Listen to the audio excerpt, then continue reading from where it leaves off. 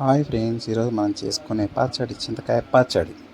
దానికి కావాల్సిన ఇంగ్రీడియంట్స్ రోకల బండ అంతే అనుకుంటున్నాం, కాదు, చింతకాయ తొక్కు, దాంతోపాటు ఉల్లిపాయలు, పచ్చిమిరపకాయలు, వెల్లుల్లిపాయలు, జీలకర్ర, ఉప్పు. చూసారుగా, ఫస్ట్ జీలకర్ర రోట్లో వేసుకొని అలాగే వెల్లుల్లిపాయలు కూడా వేసుకొని మెల్లగా దంచుకోవాలి. ఎందుకంటే అవి అంత తొందరగా మెదగవు కాబట్టి. జీలకర్ర మెదగడం కష్టం, కొంచెం టైం పడుతుంది. ఈలోపు కారం దోశను లేపేస్తాం. ఓకే,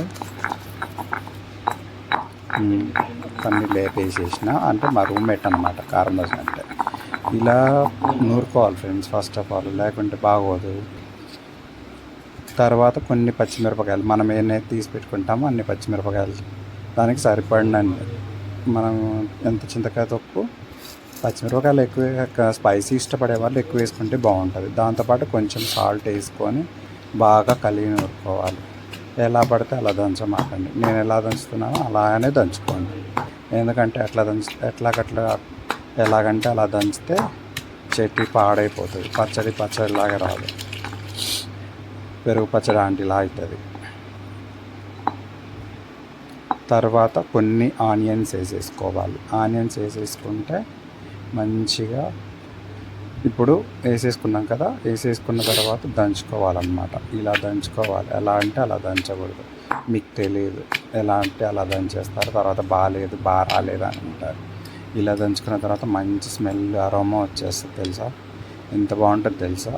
ఆ స్మెల్ వస్తుంటేనే నోరు ఊరిపోతుంది, ఎప్పుడెప్పుడు తిందామా అనిపిస్తూ అంటారు. ఓన్లీ దాని వరకు, ఎందుకంటే జీలకర్ర, పచ్చిమిర్చి, సాల్ట్ అన్నీ పడినాయి కదా. తర్వాత చింతకాయ తొక్కు కూడా వేసేసుకుంటాం. చింతకాయ తొక్కు కూడా వేసేసుకున్న తర్వాత నిదానంగా మంచిగా దంచుకోవాలి. నేను ఎలా దంచుతున్నా అలాగే దంచుకోండి, ఓకేనా. ఎందుకంటే బ్యాచిలర్ రాజా చేసిన చింతకాయ పచ్చడి మీరు కూడా మీ ఇంట్లో ఇలాగే నేను చెప్పిన విధంగా చేసుకొని తిని నాకు లైక్ చేసి, సబ్స్క్రైబ్ చేసి, కామెంట్ కూడా చేయండి, సరేనా. చూడండి ఎంత బాగా వచ్చిందో చింతకాయ పచ్చడి. యాక్చువల్లీ చింతకాయ తొక్కు మా అమ్మ పెట్టింది. జనవరి టైంలో చింతకాయలు వస్తాయి కాబట్టి చింతకాయ తొక్కు పెట్టుకుంటారు మా సైడు. అందువల్ల నేను హైదరాబాద్కి తెప్పించుకున్నాను చింతకాయ తొక్కు. రూమ్లో ఎప్పుడన్నా ఫ్రీగా ఉంటాం కదా, ఫ్రీగా ఉన్న టైంలో కారంగా తినాలనిపిస్తుంది. అలాంటి టైంలో చింతకాయ తొక్కు తింటే చాలా బాగా అనిపిస్తుంది. కొంచెం నెయ్యి వేసుకొని ఉట్టి చట్నీ వేసుకొని తిన్నా కానీ ఎంత బాగుంటుందో తెలుసా, సూపర్ ఉంటుంది. అయిపోయింది, మొత్తం తీసేసాను కదా, ఊరికే ఉంచకూడదు రోలు కాబట్టి క్లీన్ చేసేసుకోవాలి ఫస్ట్. తర్వాత పోపు పెట్టుకోవడానికి పోపు గిన్నె తీసుకొని నూనె, జీలకర్ర, ఆవాలు, శనగగింజలు, మినప్పప్పు, కొంచెం ఎండుమిర్చికాయలు వేసేసుకొని స్టవ్ ఆన్ చేసుకొని పొయ్యి మీద పెట్టేసుకోవాలి. ఇవి వేగడానికి కొంచెం టైం పడుతుంది కాబట్టి వెయిట్ చేయాలి, తప్పదు.